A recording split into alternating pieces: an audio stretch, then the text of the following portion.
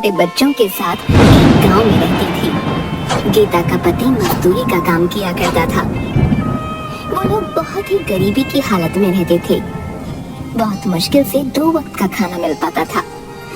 उसके अलावा किसी चीज पर खर्च करने के लिए उनके पास पैसे नहीं थे। रमेश की माँ भी काफी बूढ़ी और बीमार थी। उनकी जिंदगी इसी तरह चल रही थी कि अचानक एक दिन रमेश को काफी तेज बुखार आता है और सही इलाज न मिल पाने के कारण उसकी मृत्यु हो जाती है। गीता के पति का एक छोटा भाई राजू भी था, जो बहुत चालाक किस्म का आदमी था। भाई की मृत्यु के बाद वो थोड़े दिन उसके परिवार और माँ की सेवा का नाटक करता है। कुछ दिनों में अपनी माँ को उल्लू बनाकर खेती बाड़ी की सारी जमीन अपने नाम लिखवा लेता है। राजू अपनी माँ से कहता है, देखो माँ, भाई की तो अब मृत्यु हो चुकी है। भाभी तो जाकर खेतों में काम करेंगी नहीं, सो मुझे ही सब देखना पड़ेगा। इन कागजों पर अंगूठा लगा दो। बाकी भाभी और बच्चों की चिंता मत करो, उनका सारा खर्च मैं उठा लूंगा। तुम लोगों को चिंता करने की जरूरत नहीं है। बूढ़ी माँ राजू की बातों में आकर अंगूठा लगा देती है, पर राजू बहुत मक्कार निकलता है। 2-4 दिनों में वो जमीन को औने पौने दाम में बेचकर गांव से फरार हो जाता है। कैसा कपूत पैदा किया मैंने, जो अपने ही घर को बर्बाद करके भाग गया। अब हम लोग क्या करेंगे? गीता पर तो दुखों का पहाड़ टूट पड़ा। वो सोचने लगती है, मैंने तो आज तक कोई काम नहीं किया, कभी घर से बाहर नहीं निकली। मैं इन 2 छोटे बच्चों को और अपनी बूढ़ी सास का कैसे ख्याल रखूंगी? भगवान ने हमारे साथ बहुत अन्याय किया। घर का एकमात्र सहारा हमसे छीन लिया। कुछ दिन बीतने के बाद खाने पीने का जो थोड़ा बहुत सामान था वो सब खत्म हो गया। अब तो न घर में राशन था और ना ही पैसे बचे थे। गीता अपनी सास से कहती है, माँ जी, जो भी पैसे जुड़े हुए थे वो सब खत्म हो गए हैं।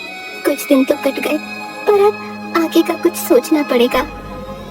आस पड़ोस के लोग कुछ दिन तो उन लोगों की मदद करते हैं, पर धीरे धीरे सब लोग उन्हें उनके हाल पर छोड़ देते हैं। गीता अपनी बेटी से कहती है, बेटी, अब बस केवल थोड़ी सी दाल और चावल ही बचे हैं। आज का ही खाना बन पाएगा। कल से मुझे कुछ काम ढूंढने जाना पड़ेगा। मैं बहुत चिंतित हूँ कि तुम लोगों को अकेला छोड़कर मैं काम पर कैसे जाऊंगी। माँ जी भी तो बीमार रहती हैं, उन्हें किसके भरोसे छोड़कर जाऊं?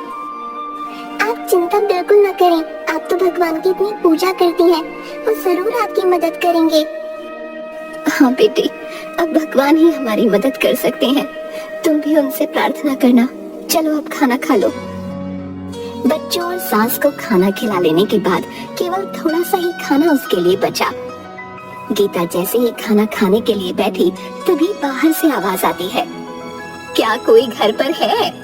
इस भूखी बुढ़िया को भी खाना खिला दो। बूढ़ी अम्मा की आवाज सुनकर गीता तुरंत बाहर आती है और उन्हें बैठने के लिए कहती है। गीता ने अपने लिए जो थोड़े से दाल चावल रखे थे वो उस बुढ़िया को देने के लिए प्लेट में डालकर ले आती है। ये जो थोड़ा बहुत खाना है खा लो, मेरे पास आज केवल इतना ही भोजन है, आप इसे ग्रहण कर लें। बूढ़ी अम्मा खाना खाते खाते गीता से पूछने लगती हैं, क्या हुआ बेटी, उदास क्यों है? गीता उस बूढ़ी अम्मा को सारी कहानी बताते हुए कहती है कि किस तरह अचानक उसके पति की मृत्यु के बाद घर का सारा भार उसके ऊपर आ गया और कमाई का कोई जरिया नहीं है। आज तो राशन भी खत्म हो गया है। मुझे समझ नहीं आ रहा कि अपने छोटे छोटे बच्चों और बूढ़ी सास को छोड़कर कैसे बाहर काम पर जाऊं, और यदि काम नहीं किया तो इनके लिए खाना कहां से लाऊंगी? बूढ़ी अम्मा गीता की सारी बातें सुनकर उससे कहती है, तुमने ये जो दाल चावल बनाए थे इनमें बहुत ही स्वाद था। तुम्हारे हाथ में स्वाद है। घर के बाहर ही तुम दाल चावल का ठेला क्यों नहीं लगा लेती, जिससे तुम्हें घर छोड़कर कहीं जाना भी नहीं पड़ेगा और तुम्हारी कमाई का जरिया भी बन जाएगा। मैं तुम्हें एक नमक का पैकेट देती हूँ। ये एक जादुई नमक है। तुम अपने खाने में इसी पैकेट से नमक डालना, फिर देखना उस खाने का स्वाद। तुम्हारा सारा खाना हाथों हाथ बिक जाएगा और तुम्हें कभी पैसे की कोई परेशानी नहीं होगी। ये कहते हुए बूढ़ी अम्मा गीता को एक नमक का पैकेट देती हैं। आपका बहुत बहुत शुक्रिया अम्मा, आपने तो मेरी समस्या हल कर दी। अब मैं घर पर रहकर ही सब काम कर लिया करूंगी और मुझे अपने बच्चों को छोड़कर कहीं दूर भी नहीं जाना पड़ेगा। तुम बहुत ही अच्छे दिल की औरत हो। तुम्हारे मन में लोगों के लिए दया भाव है और तुम लोगों की मदद करना चाहती हो, इसीलिए मैं तुम्हें ये जादुई नमक दे रही हूँ। ये तुम्हारी बहुत मदद करेगा। हाँ, ये याद रखना, ये पैकेट कभी भी खाली नहीं होगा।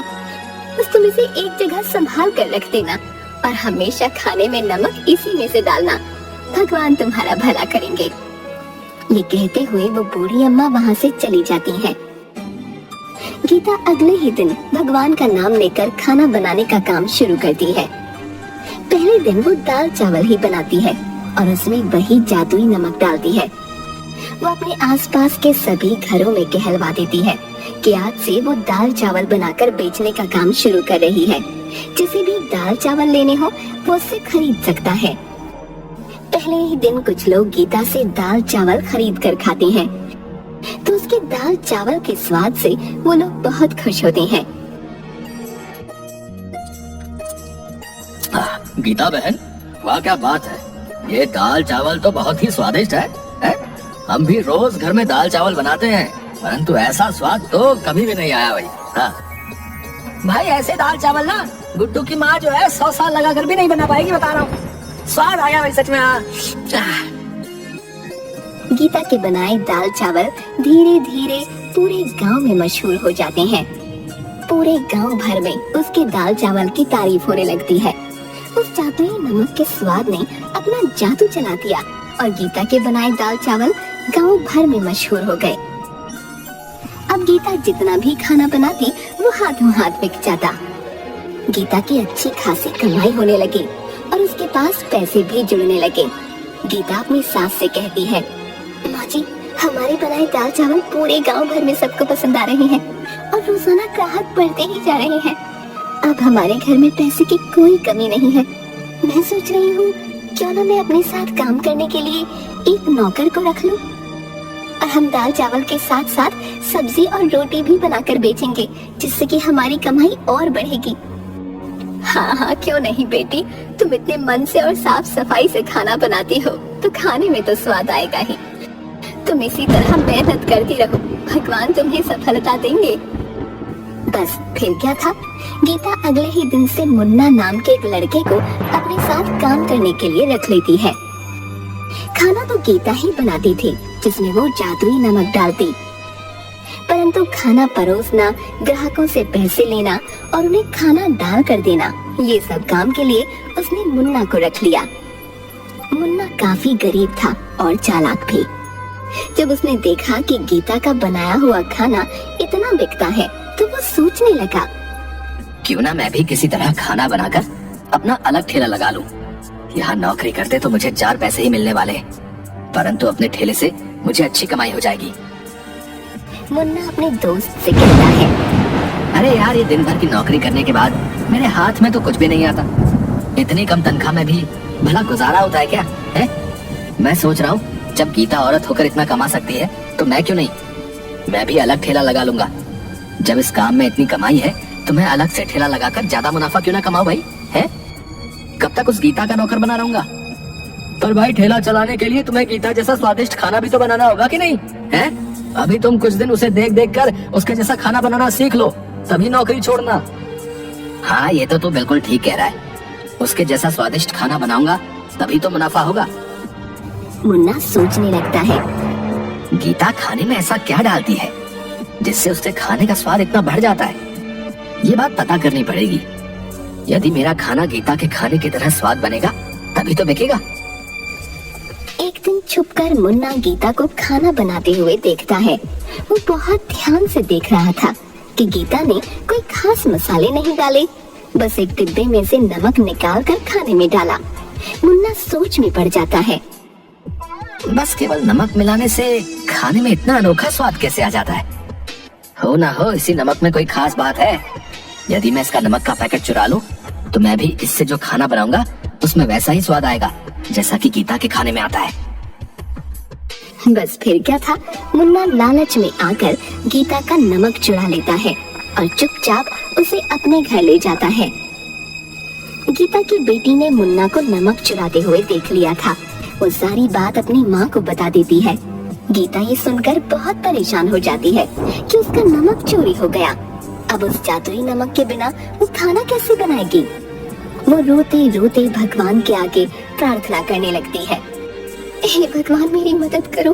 वो बूढ़ी माँ जी जो मुझे नमक देकर गई थी, वो दुष्ट मुन्ना ने चोरी कर लिया। अब मैं क्या करूँगी, मेरी मदद करो भगवान।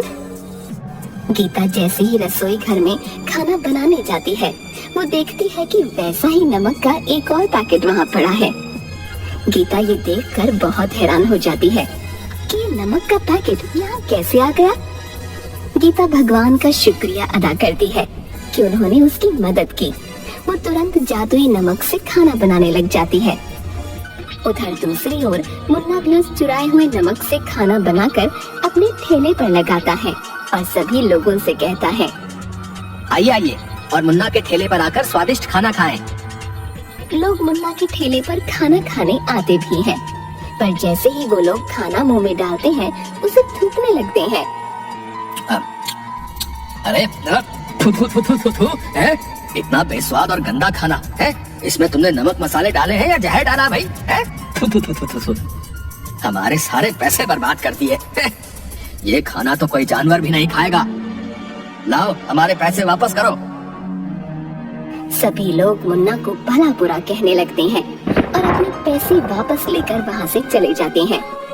वो बहुत दुखी होता है कि उसने तो पैसे उधार लेकर बहुत सारा खाना बना लिया था, परंतु सारा खाना बर्बाद हो गया, जिससे उसका बहुत नुकसान हुआ। अगले दिन मुन्ना रोते हुए गीता से माफी मांगने जाता है। उसे समझ में आ गया था कि एक भली औरत के साथ बुरा करने और चोरी करने का अंजाम उसे मिल गया है।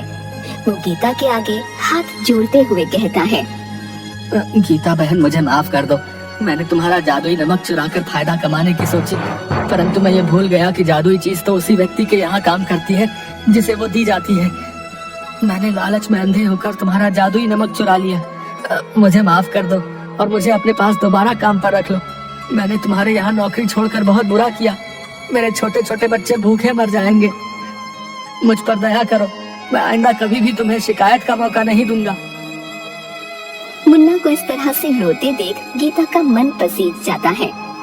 गीता मुन्ना से कहती है, अरे अब तुम रोना बंद करो। मैं इतनी कठोर नहीं हूँ कि तुम्हें दोबारा काम पर ना रखूं और तुम्हारे बच्चों को भूखा मरने के लिए छोड़ दूं। तुम्हें अपनी गलती का एहसास हो गया, बस इतना ही काफी है।